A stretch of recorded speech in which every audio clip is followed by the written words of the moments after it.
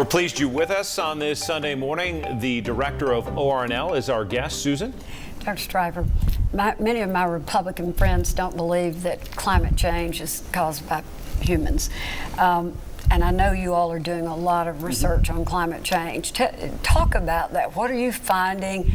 Are we, in fact, is the climate changing, and is it caused by humans? So contributed, maybe might be a better word. I'd say caused, but go ahead. I think it's an excellent question. I think it's very clear that the Earth is warming, and I think there are things that we're trying to do that hopefully will ameliorate that.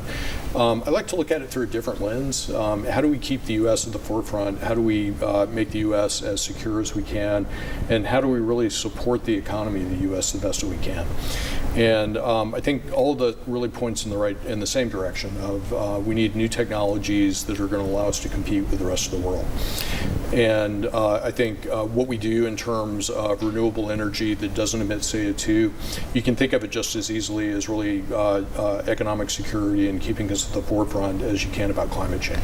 Well, what do we do about China and India and all the other countries that are not? I mean, do you all have relationships with them? Do you work with the governments? The Department of Energy does.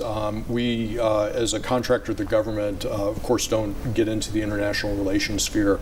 I think science is international. We have to be aware of what's going on, and we have to make sure that our competitors don't get in front of us. And a lot of that is being able to work with people around the globe, really understand what they're doing, and both share our technology when it's appropriate, share our science when it's appropriate. And that really leads into Susan's question, and a good question. I, as a lawyer, have come across these issues with illegal transfers of technology to foreign nations, and I've seen it ebb and flow over the years. And where would you put our relationships now with the China's, the India's, even Russia, who we know it's tense relationships, but the science is still there. I mean, we've got astronauts up on the ISS sharing space, and they have to work together. But you've been in this industry a very long time now, and what is the exchange of technology like between superpowers? I think science has always helped smooth out some of that relationships. The humanity that we have around the advance of human knowledge helps us get together, get along better as countries. But I think we can't be naive about it. It's not a level playing field. And I think there are two things we have to do. We have to be aware that it's not a level playing field, and we have to work to try and make it better in that regard. So I think Russia's fallen way behind. I don't think we worry about them so much, other from the military perspective and the fact that they have such a huge reserve of energy and things like gas. India is a huge opportunity for the world. It's surpassing China in terms of its population. They have a very different view of their political system. We have to figure out how to work with them. China's very complicated, and I think they have a very different philosophy about life and politics than we do, just stating the obvious.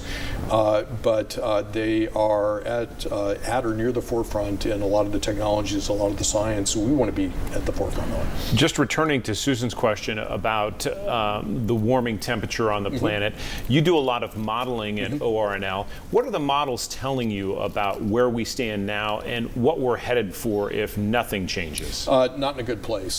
So if you look at the latest data that's coming out of that, there was a lot of talk trying to limit global warming to less than 1.5 degrees C. And one, of course, has to distinguish between weather, where 1.5 degrees C, about 3 degrees Fahrenheit, that's not so bad. But if you talk about the average temperature of the Earth in terms of climate, it's a big change. It's a big change. We haven't seen things like that in human history. And we're starting to worry about, well, do we have to change that number to 4 degrees C, 8 degrees Fahrenheit, 9 degrees Fahrenheit? And that's catastrophic. A couple of things that does to you is it really starts to increase, or at least we're concerned that it will start to increase, the number of severe weather events. We've had bad weather that's moved through this part of the world recently.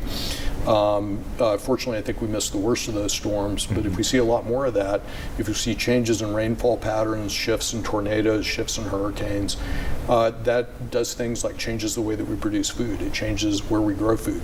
And the knock-on effects of that are huge, and it's really easy to underappreciate how devastating that could be for the way that we live in the world. Does the warming temperature in the water in our oceans contribute to more extreme storms? Absolutely. So I think one of the things that we're working on now, we're not there yet, but one of the things we're working on is trying to connect the changes that we see in ocean temperature to things like hurricanes and understand how those events happen, what the change in frequency might be, what the change in severity might be. But the bottom line is clear. Hurricanes get energy from the ocean. Temperature is just a measure of energy. As we increase the temperature of the ocean, we got to be scared. All right, we're going to take a quick break on Inside Tennessee. What about artificial intelligence? Are robots going to take over the planet? We'll pose that question to the director of ORNL when we come back.